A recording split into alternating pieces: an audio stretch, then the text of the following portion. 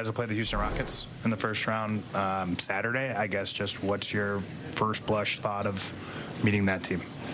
Yeah, I mean, again, we have tried for the last 6 weeks to build towards the playoffs, both in our mentality, with our habits, all that stuff.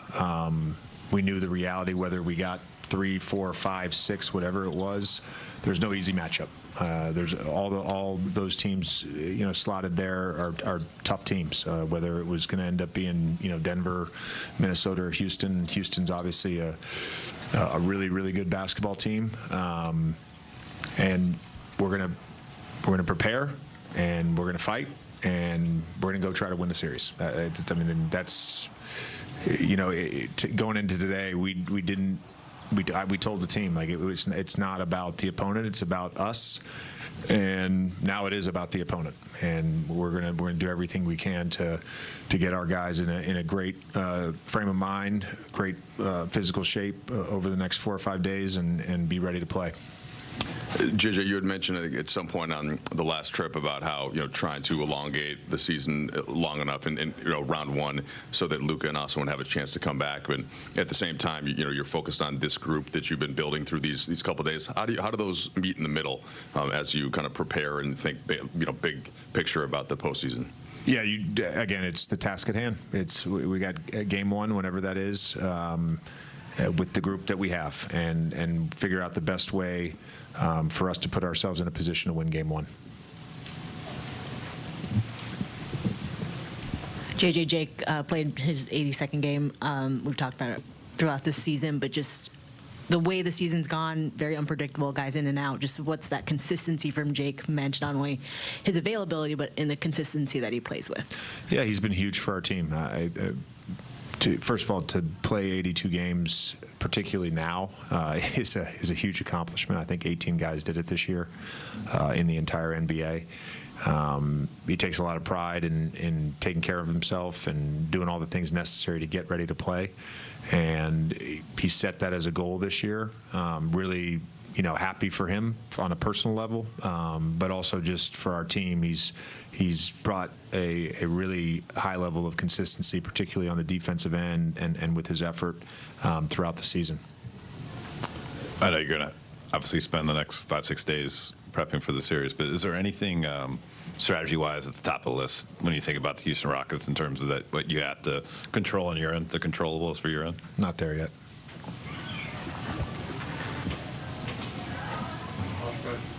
Can you talk about the culture you wanted to build here when you took the job, and the culture that you have built in terms of back-to-back, top 4 seeds? You said that I don't want to be in the play-in, I want to be in the playoffs. Well, not only that, you have home court. Talk about the culture that this team has right now.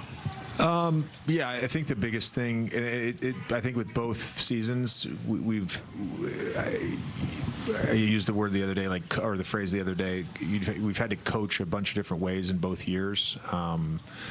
Partially because last year, we basically had 3 different teams if you look at the 3 segments of the season, and this season with the injuries and just how disjointed it felt to times, I think the biggest thing for our players to see from obviously myself, but our staff is just how relentless we are about trying to get these guys prepared, how relentless we are about trying to win, and I think our guys respond to that, and I think the results have have shown that they've responded. But I think overall, the culture piece, it's not just about winning or a winning formula.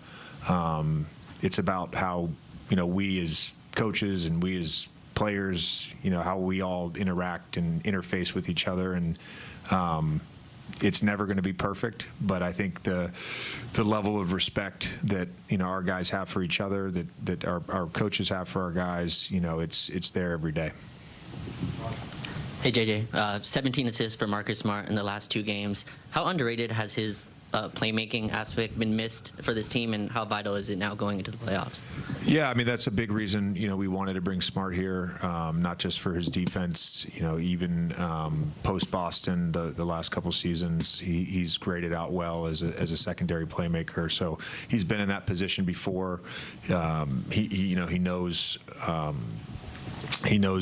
how to get other guys involved. Tonight he had a great feel for getting DA involved, and I think it's important with the loss of AR and Luka, that is not just all on Luke and LeBron to be playmakers. Smart can fill in with that too. Hey, Coach, over here. What are some things you've seen from this team over the last week that you hope to carry over into this series? Resiliency. The playoffs to me are all about resiliency, and part of that is the euphemism or idiom, as Dan likes to say, of not letting go of the rope. You're playing one opponent in the playoffs, and there's a bunch of things that are going to happen, some good, some bad. You may get down in a series. You may get down in the game. You may get down in a game on the road, and just you have to play with resiliency. There's a Dermot Kennedy line, and I'm forgetting it right now, but I think the team that is unwilling to let go of the rope for the longest amount of time, that's ultimately obviously the team that wins the series. Let's get to the highlights. J.J. Redick and LeBron James, last game of the regular season, game number 82, taking on the Jazz. First quarter, LeBron will step back jumper, size him up, knock it down, 6-2. Next Laker possession, it's Marcus Smart. DeAndre points to the rim, gets the lob, dunk. More from this duo here, big game. Yeah, I mean, look, Ayton knows when the ball is on the perimeter, especially when Smart has it. He just flashes into the middle for easy reception and an easy bucket, and LeBron is going to the cup. Nobody's going to stop that. Who's number 28? Bro, I've got a little replay here for this, because look what's happening. Yeah. Steal on the other end. Yeah, not giving up on the play. You think about it, he just made the layup, now he's giving DA a dunk on the other end. So we go. Sharing is caring. 2 steals. Bucket. Dunk and an assist.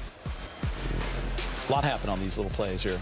Beautiful lob. That's LeBron James for you. LeBron James. Rui.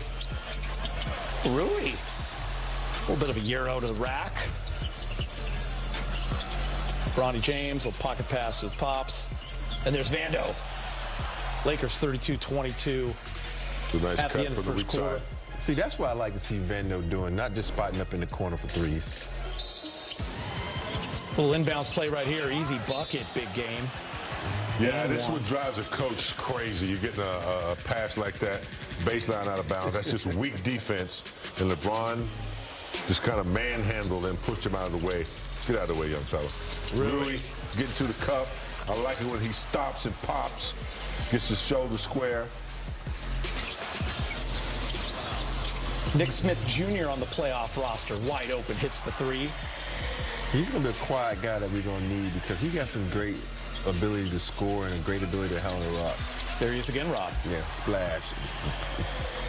Talking to his buddies over there on the Utah Jazz thing, saying splash in your eye. Watch him look at the bench like, all you bums not playing, shut up over there. Laker ball. Oh, nice pass. Marcus Smart, 10 assists, right? Plus 13. Rui, 3 of his 22 there. How about Rui shooting the 3 so incredibly well this season? 44%, Rob. And he was 3 for 5 tonight. Top 5 in the league. Rui and Luke Kennard. Great steal by Bronny James. James, yes. Good hands. Hands up, active, hands up, deflection. Avoids the defense for a nice little up and under lefty. Hey, you know, if you get the steal, you get to play. The Prince. We got Bronny James again. The Prince. The Prince. Bronny feeling it. Bronny again.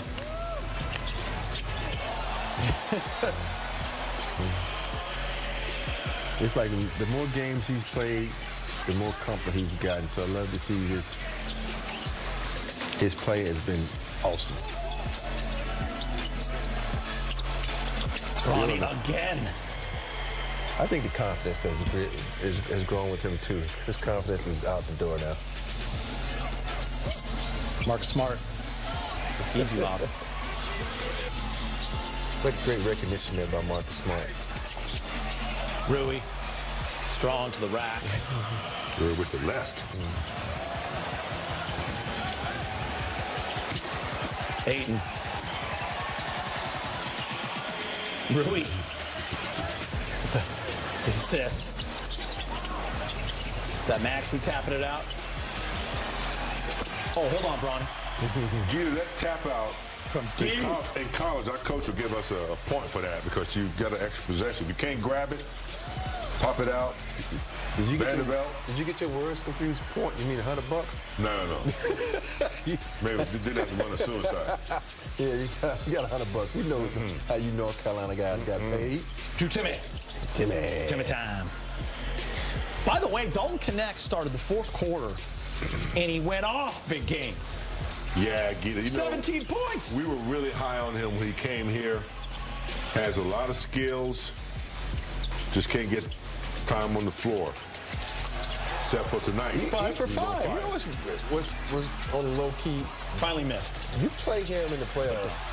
He could be a guy that he could be a mini microwave for you. You never know. Yeah. Because you In the know right situation. He's one of the best scorers on his team.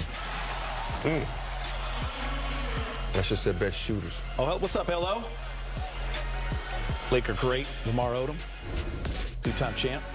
131-107. Lakers end the regular season 53-29.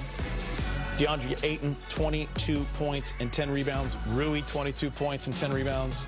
And LeBron with 18 and 6. Lakers shoot 55% from the field as you take a look at our Western Conference playoff bracket, and it is finally set after 82 games.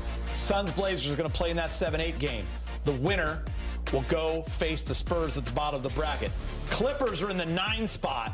Golden State 10. Winner of that will play the loser of the Suns-Blazers game. The winner of that, congrats. You get to play Oklahoma City 1 versus 8. 4-5, Lakers Rockets. 3-6, Denver Nuggets and the Minnesota Timberwolves. Lakers play host to the Rockets. Game number 1 will be on Saturday night, ABC, 5:30. But you know where you're watching the pregame show, right, Rob? Right here. Right here Right here at with the greatest 4:30. crew ever. And then after the game, what are you doing, Rob? Turn the channel back to... That's like a no-brainer, buddy. Okay, I know. Yeah. Making sure you knew the deal. Got the two best guys in business right here, James and Peter.